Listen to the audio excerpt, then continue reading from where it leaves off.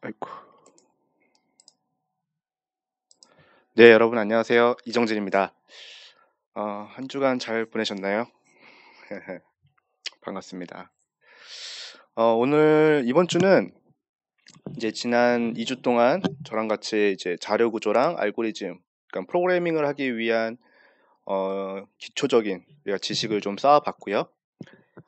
이번에는 그 프로그램을 좀 더 넓은 범위에서 우리가 다루기 위해서 필요한 데이터베이스, 우리가 이제 프로그래밍을 짜면 무조건 데이터를 이제 다루게 되잖아요. 계산기만 하는 건 아니니까. 네, 그래서 그 데이터를 효과적으로 다루기 위한 데이터베이스와 그 데이터베이스가 최근에 트렌드로 나타나는 빅데이터 개념 간단하게 살펴보도록 하겠습니다. 이번에도 역시 조금 더 포괄적이고 여러분들이 넓은 지식을 갖출 수 있도록 전반적인 이야기들을 어, 소개를 드리겠습니다. 목차입니다. 목차인데요. 데이터베이스의 우리가 개요를 먼저 살펴볼 거고요. 그 다음에 데이터베이스를 구성하는 데이터 모델들을 좀 살펴볼 겁니다. 여기서 이제 뭐 객체 지향 뭐 데이터 뭐 이런 식으로 데이터베이스 뭐 이런 식으로 데이터 모델들이 좀 여러 가지가 있는데요. 그 중에서 가장 만들어진 건 좀 예전에 만들어졌지만 현재까지도 제일 많이 쓰는 관계형 데이터베이스, 우리가 흔히 RDB라고 하는데요. Relational Database라고 해서 RDB라고 합니다. 그래서 RDB에 대해서 좀 더 살펴볼 거고요. 마지막으로 빅데이터 개념을 좀 살펴보고 이번 주 수업을 마치도록 하겠습니다. 네, 그럼 먼저 이번 영상에서는 데이터베이스의 개요 한번 살펴보겠습니다. 먼저 데이터랑 이제 정보 차이를 좀 알아볼 건데요. 아마 이전 우리 강의에서도 잠깐 언급이 됐었던 것 같긴 한데 한 번 더 살펴보겠습니다. 데이터라는 건 뭘까요?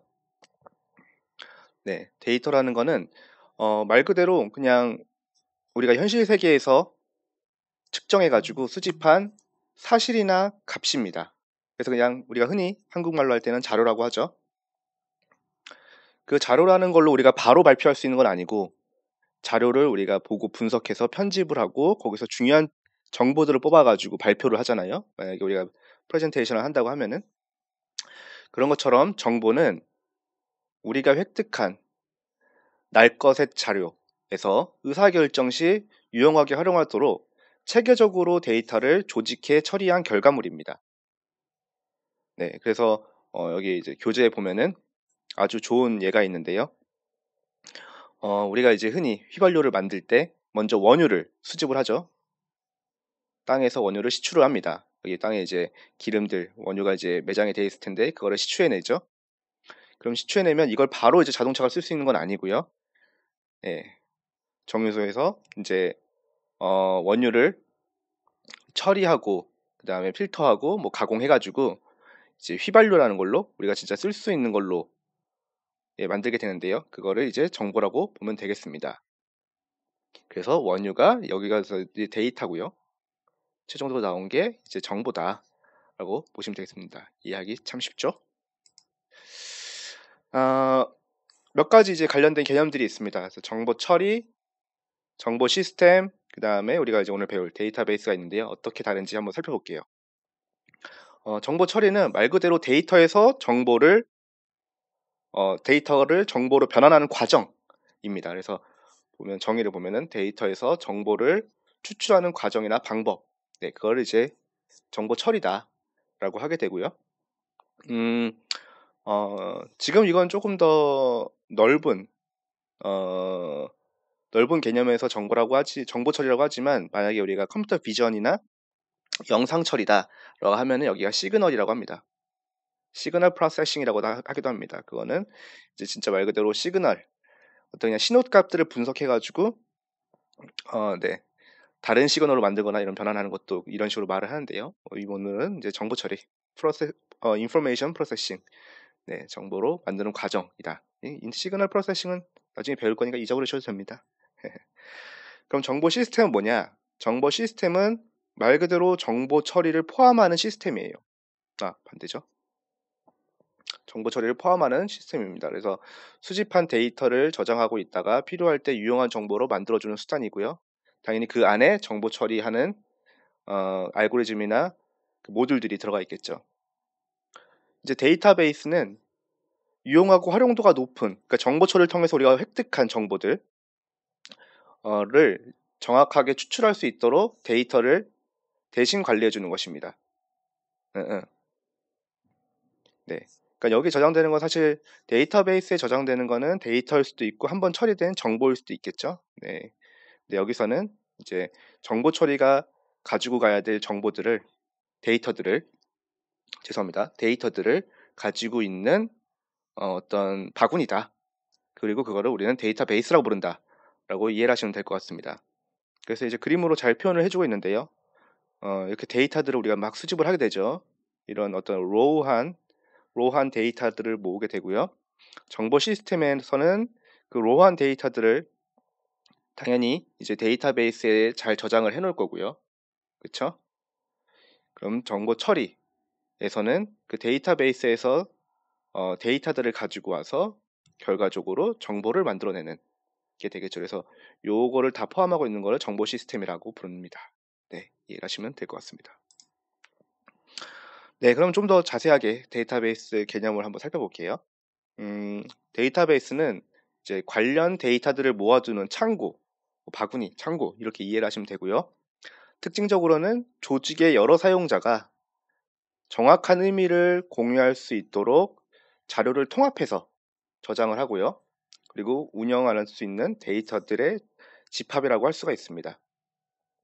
네, 앞으로 뒤에서 더 자세히 살펴볼 겁니다. 아무튼 데이터베이스라는 거는 어떤 특정 그 카테고리 관련 데이터들을 모아두는 창고 역할이고, 여러 사용자가 동시에 접근해 가지고 공유도 할 수 있고, 만들어진 자료들을 통합해서 저장하고 운영할 수 있다라고 이해를 하시면 됩니다. 이제 방금 설명드렸던 것처럼 몇 가지 의미가 있는데요. 데이터베이스를 구성하는 데이터들이 가지는 의미. 네, 뭔가 계속 데이터니까 조금 발음이 이상하긴 한데, 아무튼 데이터베이스를 구성하는 데이터들이 가지는 의미 한번 살펴보겠습니다. 먼저 공유 데이터라는 특징이 있죠. 방금 설명드렸던 것처럼 데이터베이스라는 거는 여러 명의 사용자가 동시에 접근해서 이제 사용을 하게 되는데요. 그렇기 때문에 특정 조직의 여러 사용자가 함께 소유하고 이용한다. 공유 데이터를 가지는 의미가 있고요. 그 다음에 통합 데이터, 말 그대로 여러 명이 만든 데이터나 그런 처리 결과들이 통합돼서 저장이 된다. 근데 그때 데이터베이스는 보통 중복성을 허용하지 않습니다. 기본적으로는. 그러니까 중복성이란 거는 여러 명이 같은 파일을 사용하고 있을 때 같은 데이터를 사용하고 있을 때 그 데이터를 중복해서 저장해 놓지 않고요. 하나의 데이터만 저장해 놓고 그 데이터를 여러 명이 동시에 접근해 사용한다는 그 뜻입니다. 그리고 저장 데이터. 네, 이거는 뭐 당연한 얘기죠. 데이터가 컴퓨터가 접근할 수 있는 매체에 저장이 되어 있다 라는 거고요. 그 다음에 운영 데이터다. 데이터베이스는 조직을 운영하고 주요 기능을 수행하는 데 꼭 필요하므로 꾸준히 유지되어야 된다 라는 이런 특징들이 있습니다. 그래서 데이터베이스 정의에서 데이터가 가지고 있는 의미가 공유, 통합, 저장, 운영이다 라고 이해를 하시면 될 것 같습니다. 기존의 데이터베이스 전에 뭐가 있었을까요? 원래 파일 처리 시스템이라는 게 있었습니다. 네, 이 파일 처리 시스템은 그냥 여러분들이 아마 프로그래밍 시간에 배웠겠지만 우리가 뭐 그 프로그래밍에서 나온 결과물들을 뭐 .txt로 저장을 한다든지 또는 .txt에 있는 거 불러와서 처리를 하죠. 그쵸? 뭐 C++ 같은 경우에는 네, 뭐 fstream이 이제 파일 처리 시스템을 다루는 어떤 모듈이 있겠죠. 그래서 파일 처리 시스템이란 거는 업무별로 프로그램이나 파일을 작성하고 처리하는 시스템이다. 그러니까 이 말이 뭐냐면 우리가 이제 프로그램에서 .txt 같은 거 불러와서 처리를 할 때 그 프로그램별로 이제 파일을 작성을 하거나 이제 처리를 하게 되잖아요. 여기 이 txt 쓸 때 이 txt에 우리가 뭔가를 작성을 할 때 프로그램별로 작성을 하게 되잖아요. 이제 그렇기 때문에 개별적으로 사실은 존재한다라고 봐야 돼요. 이걸 통합해서 관리해주는 시스템이 없기 때문에. 그래서 파일 시스템은 업무별로 개별 소프트웨어, 개별 응용 프로그램 이런 식으로 파일을 작성하고 처리하는 시스템이다. 그랬을 때 문제점이 뭐가 있냐? 방금 제가 설명드렸던 것처럼 같은 내용의 데이터가 여러 파일에 중복으로 저장될 수가 있어요. 음. 그러니까 중복으로 저장 안 해도 되잖아요 라고 하실 수도 있잖아요. 근데 중복해서 저장할 수가 있잖아요. 이제 그런 게 문제점이 될 수 있다는 겁니다. 그러니까는 어떤 A라는 응용 프로그램이 있고 B라는 응용 프로그램이 있을 때 데이터를 저장을 해요. 근데 A가 저장을 해놓은 데이터에 이미 있는 데이터야. B가 저장할게. 그랬을 때 B가 A가 저장한 거네 이런 확인하는 프로세스가 B에서 구현이 돼 있어야지만 중복을 피할 수가 있잖아요. 그러니까는 기본적으로 파일 처리 그냥 기본의 상태는 중복 저장이 발생할 수가 있는 겁니다. 그런 처리를 응용 프로그램 단에서 해주지 않으면은. 네, 이해되시죠? 그렇기 때문에 이걸 문제점이라고 볼 수 있는 겁니다. 그리고요, 데이터 파일은 응용 프로그램에 종속이 된다. 이 말도 역시 응용 프로그램에서 데이터 자체를 어, 어, 처리하기 때문에 종속이 될 수 있다라는 뜻이고요. 데이터 파일에 대한 동시, 공유, 보안, 회복 기능이 부족하다. 그러니까는 네, 이것도 계속 같은 얘기입니다. 우리가 하나의 파일을 어떤 응용 소프트웨어들이 이제 접근해서 쓰게 되잖아요. 얘도 이제 B라는 이제 뭐 프로세스도 쓰게 되고요. 근데 이랬을 때 이런 데이터 파일들이 만약에 유사한 역할들을 하는 거예요. 그랬을 때 공유되거나 보완되거나 회복되는 이런 기능이 부족하다. 우리가 지금 탐색해서 보는 파일들을 전반적으로 자동으로 관리해 줄 수 있는 게 부족하다라는 겁니다. 그리고 응용 프로그램 개발이 쉽지 않다. 그러니까는 비슷한 말입니다. 이 데이터 형식이나 이런 포맷 같은 것들이 파일마다 다를 수가 있잖아요. 그렇기 때문에 응용 프로그램도 거기에 맞춰서 다 이제 개발을 별도로 해야 되겠죠. 그렇기 때문에 응용 프로그램 개발이 쉽지 않다라고 할 수 있는 겁니다. 그래서 밑에 예가 있죠. 어, 만약에 고객 관리 응용 프로그램이 있고 주문 관리 응용 프로그램이 있을 때 고객 관리 응용 프로그램도 고객 아이디나 고객명, 연락처, 주소, 등급, 비밀번호 같은 고객 데이터 파일이 있을 거고요. 이거 여기다가 이제 계속 읽고 쓰겠죠. 이게 그냥 여러분들이 생각하는 .txt라고 생각하셔도 무방합니다. 읽고 쓰겠죠. 근데 고객 관리 응용 프로그램과 별도로 주문 관리 응용 프로그램을 별도로 또 만들었어요. 근데 여기서도 역시 주문 데이터 파일이 필요한데 거기에는 주문 번호도 들어가야 되고 그 주문을 한 고객 아이디, 고객명, 연락처, 주소, 그다음에 제품명, 수량 뭐 이런 것들이 들어가야 되겠죠. 근데 보면은 고객 아이디랑 고객명, 연락처, 주소는 중복이 되잖아요. 그러니까 이런 식으로 파일 처리 시스템은 중복에 대한 문제가 발생할 수 있다. 그리고 이 각각의 파일이 이 응용 프로그램에 종속이 된다. 네, 그리고 여기서 이 고객 데이터 파일을 주문 관리 응용 프로그램은 알 수가 없죠. 알 수가 없을 거예요. 우리가 프로그래머가 직접 알려주지 않으면. 네, 그렇기 때문에 공유나 어떤 보안 같은 것도 쉽지 않습니다. 그래서 요걸 해결한 게 이제 데이터베이스예요. 그래서 데이터베이스의 특징은 이렇게 크게 네 가지인데요.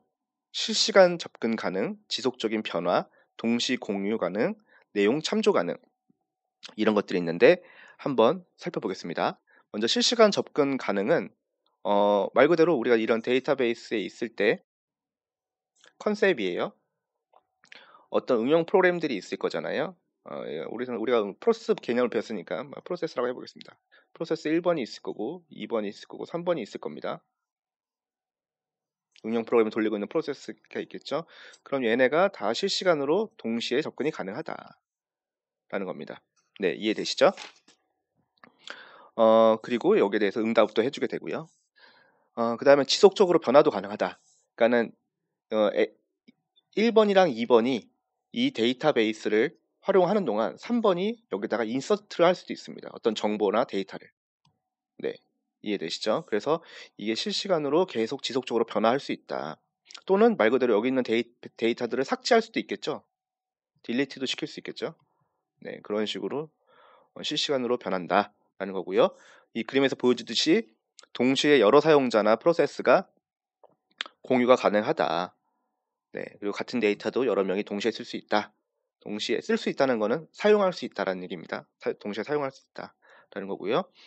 그다음에 내용 참조 가능은 이 데이터베이스 안에 어떤 배열, 우리가 배운 자료 구조에 따르면 어떤 배열이나 뭐 이런 식으로 저장이 되어 있겠죠. 메모리나 그런 메모리 주소를 모른다고 하더라도 우리가 필요한 값들, 예를 들면 프로세스 1번에 물어보는 겁니다. 고객 정보 리스트를 줘. 이런 식으로 물어볼 수가 있어요. 그러면은 DB는 이거를 해당하는 거를 이제 넘겨주게 됩니다. 근데 이거는 뭐 구체적인 정보의 어떤 인덱스나 주소를 몰라도 되죠. 그리고 원하는 어떤 거를 요청만 하면은 DB는 준다. 이런 특징이 있다라는 겁니다. 그러면은 뭔가 이거 자체는 어쨌든 데이터는 파일로 저장이 돼 있을 거잖아요. 어디 메모리 공간 안에, 그쵸? 메모리 안에 이제 저장이 되어 있을 텐데 이런 요청을 처리해 줄 수 있는 게 필요하겠죠, 여러분들. 그렇기 때문에 필요한 게 데이터베이스 관리 시스템이란 겁니다. 이제 줄여서 보통 DBMS다라고 이야기를 많이 하죠. 그래서 아마 웹 프로그래밍이나 웹 서버 쪽 하시는 분들은 DBMS 얘기를 많이 할 겁니다.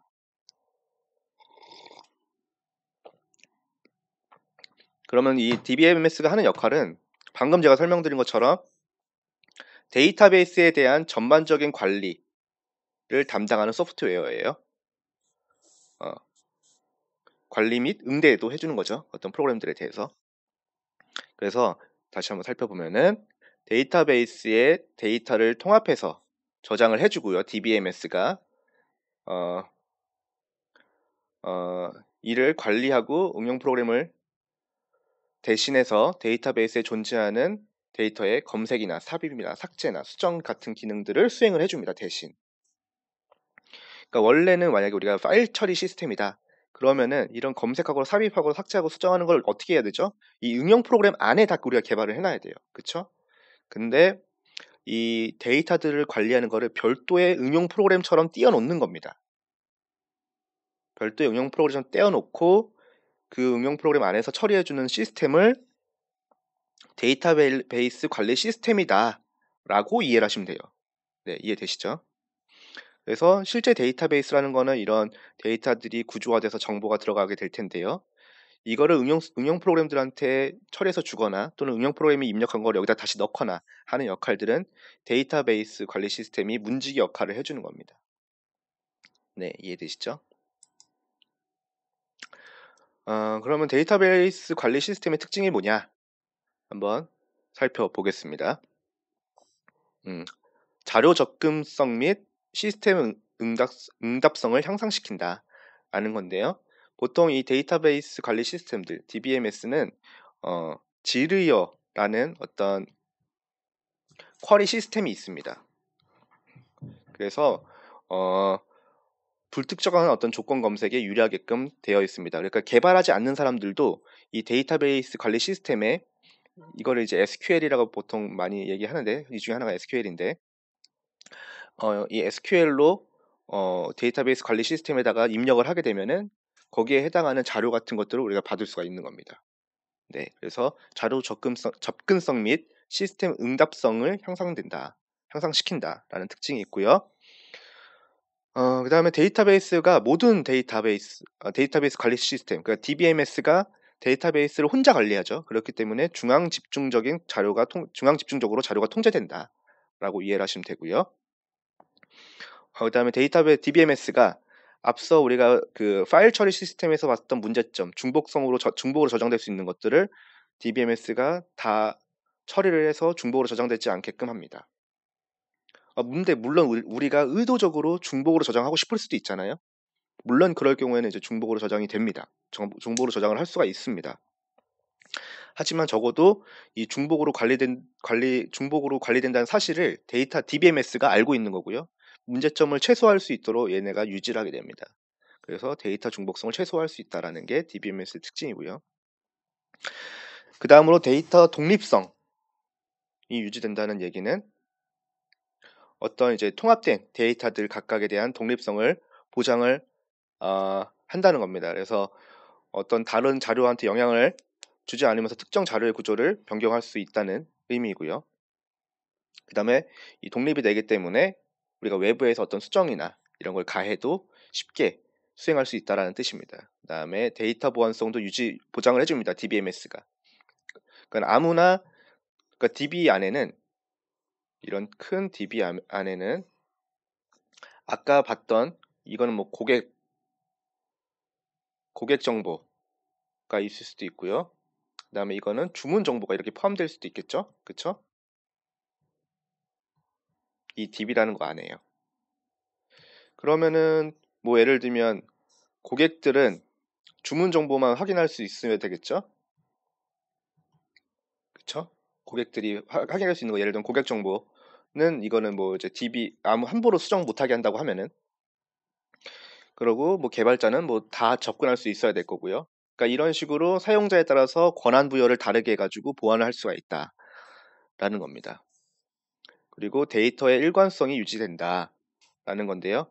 어, 그러니까는 말 그대로 고객 정보에서 핸드폰 번호다라고 하면은 그 핸드폰 번호에 대해서 어떤 유지될 뭐 자릿수라든지 숫자여야 된다라든지 이런 거잖아요. 그래서 그 값들이 자료 값들이 어떤 개별 시스템이 이용할 때 다른 값이 들어가면 안 되잖아요. 불일치되면 안 되잖아요. 그래서 그런 것들이 일치되도록 일관성을 유지할 수 있다라는 겁니다. 그리고 데이터 무결성은 뭐냐? 제약 조건을 만족시킨다라는 겁니다.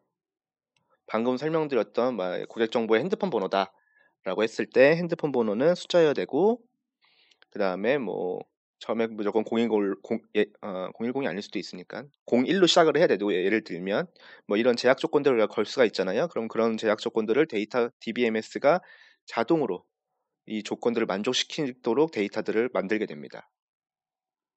네. 이해가 되셨길 바래요. 그러니까 원래는 응용 소프트웨어가 파일 처리 시스템 같은데 그냥 우리가 파일에다가 그 어떤 값을 쓸 때는 뭐 제한이 없죠. 그냥 막 쓸 수 있죠. 근데 DBMS에서는 어떤 우리가 고객 정보 안에 고객 아이디에 해당하는 거를 우리가 인설트를 하고 싶다라고 하면 DBMS가 한번 필터링을 합니다. 이게 정말 데이터 무결성을 유지하는 제약 조건들을 만족을 시키는 값들인지를 확인해서 처리를 하게 되는 거예요. 이건 진짜 쉬운 예입니다.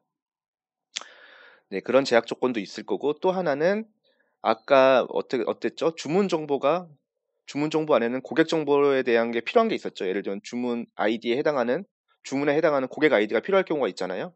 근데 여기 써 있는 정보에 해당하는 고객 아이디가 고객 정보 DB에 없어요. 그럼 안 되겠죠. 그렇죠? 그렇기 때문에 그런 어떤 참조 무결성 이런 것도 유지를 해주게 됩니다. 네. 마지막으로 하나 더 살펴보고 데이터베이스 개요 마치도록 하겠습니다.